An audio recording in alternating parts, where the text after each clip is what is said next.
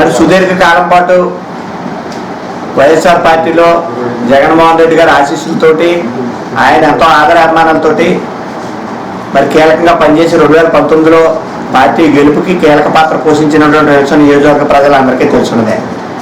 అయితే పార్టీ అంశం ఒకటైతే పార్టీ ఆవిర్భావం ముందు నుంచి కూడా మరి మేము పెద్ద నాయకులతో మా నాన్నగారు కానీ మేము కానీ పనిచేసి మరి నియోజకవర్గంలో కొన్ని వందల కుటుంబాలకి మేలు చేసిన వాళ్ళు ఎవరైతే ఉన్నారో వాళ్ళందరినీ కూడా మరి ఆ నాయకత్వాలు కూడా నడిపినటువంటి సందర్భంలో మేము ఒక న్యాయవాదిగా కానీ ఒక మదర్ తెరిసా చారిటబుల్ ట్రస్ట్ ద్వారా సేవా కార్యక్రమాల ద్వారా కానీ మరి 10 మందికి ఉపకారం చేయగలిగాం తప్ప రాజకీయంగా మరి నియోజకవర్గంలో మాతో నడిచినటువంటి వాళ్ళకి ఈ రోజుకి ఏ రకమైనటువంటి మరి వాళ్ళకి సర్వీసు చేయలేనటువంటి సందర్భంలో వాళ్ళందరికీ బేషరతుగా క్షమాపణ చెప్తూ మరి భవిష్యత్తులో కూడా మేము వాళ్ళకి ఏదైనా సహాయం చేయగలం రాజకీయంగా అన్న పరిస్థితులు మరి పార్టీ ఒక నిర్ణయం తీసుకుంటే అధిష్టానం వారి నమ్మకంతో మేము నడవాలేమో తప్ప మరి మాకైతే ఎవరికి సాయం చేయలేనటువంటి పరిస్థితుల్లో గత 20 సంవత్సరాల్లో ఏ రకంగా మమ్మల్ని ఉపయోగించుకుని వాడుకుని కరివేపాకులకు వదిలేశారో ఆ రకమైనటువంటి పరిస్థితుల్లో మేము ఇంకా రాజకీయాల్లో కొనసాగటం లేకపోతే ఏదన్నదే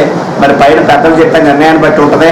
దాన్ని బట్టి మరి భవిష్యత్తులో రాజకీయాలు కొనసాగించటమా మానేయటమా ఏంటన్నదే త్వరలో ఒక 4-5 రోజులు ఒక వారం రోజుల లోపల నమ్ముకున్న జనం అందరితో ఒక ఆత్మీయ కలయిక ఏర్పాటు చేయడం జరుగుతుంది.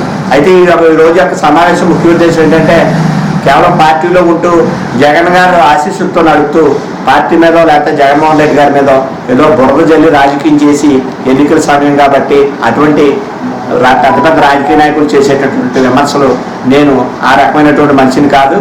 నాకు ఇక్కడ స్థానికంగా ఉండేటువంటి ఇబ్బందులు మరి స్థానికంగా వస్తున్నటువంటి ఒత్తిళ్ళు అలాగే నమ్ముకున్న వాళ్ళు 8 సంవత్సరాల నుంచి మీతో ప్రయాణం చేసాం.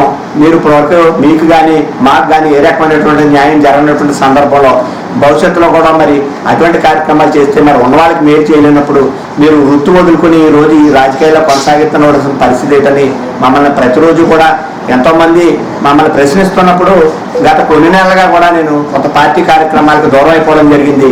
మరి అది ఎన్నో అనుమానాలకు తావిచ్చింది. ఖచ్చితంగా చాలా మంది ప్రతిపక్ష నాయకులు వచ్చి నన్ను కలవడం కూడా జరిగింది. నేను మీకు పత్రికా ముఖంగానే చెప్తా ఉన్నాను. వాళ్ళకు కూడా ఒకటే చెప్పాను, ఏ నిర్ణయమైనా నేను పార్టీని కాదని నా అధినాయకుని కాదని తీసుకునేటువంటి నిర్ణయం కాదు.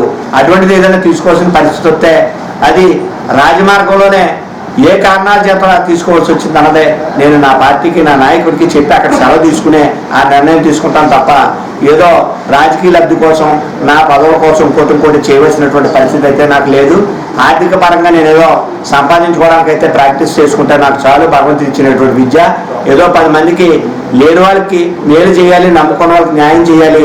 నాదైన బాణీలో ఎవరికైనా కష్టం వచ్చినప్పుడు ఒక ఆసుపత్రి పూర్వకంగా వైద్య రూపైనా కానీ ఎవరికైనా ఉద్యోగం ఇచ్చే కానీ మరి ఏ ఇతర కష్టాల రూపైనానైనా వాళ్ళకి సహాయం చేయాలన్నటువంటి ఒక నిరంతరం 24 గంటలు కూడా ఒక నాయకుడు అనేవాడు నిజమైనటువంటి సేవ చేసి వాళ్ళ నియోజకవర్గ ప్రజలకి మంచి పేరు తెచ్చుకోవాలని నేను రాజకీయాల్లో కొనసాగాను తప్ప ఇదేదో ఆర్థిక పరమైన లబ్ధి పొందాలనేటువంటి అంశం అయితే ఇప్పటికే నేను నా ప్రాక్టీస్లో నేను కోట్లాది రూపాయలు సంపాదించుకునే అవకాశం ఉన్నా కొన్ని వందల వేల కుటుంబాలని పార్టీ పరంగా కూడా ఎన్ని ఇబ్బందులు జరిగినప్పటికీ కూడా నా సొంత డబ్బులతో నేను ఖర్చు పెట్టి ఆ కేసు నుంచి ఇవాళ బయటికి తీసుకురావడం జరిగింది. కాబట్టి మరి ఈ రోజుకైనా సరే మా అధిష్టానం కలగజేసుకుని మేము లేని వాళ్ళకి మమ్మల్ని నమ్ముకున్న వాళ్ళకి న్యాయం చేయగలిగే పరిస్థితులు ఉంటే మేము కొనసాగడం జరుగుతుంది. ఒకవేళ మా వల్ల ఆ మాత్రం ఉపయోగం లేదు, మేము ఉండడం వల్ల పెద్ద పెద్ద నాయకులు అంతా ఉన్నారో ఇప్పుడు గెలిపించడానికి నడిపించడానికి అని మరి ఇక్కడ ఉన్నటువంటి స్థానిక నాయకత్వం వాళ్ళు ఆ దృక్పథంతో ఉన్నప్పుడైతే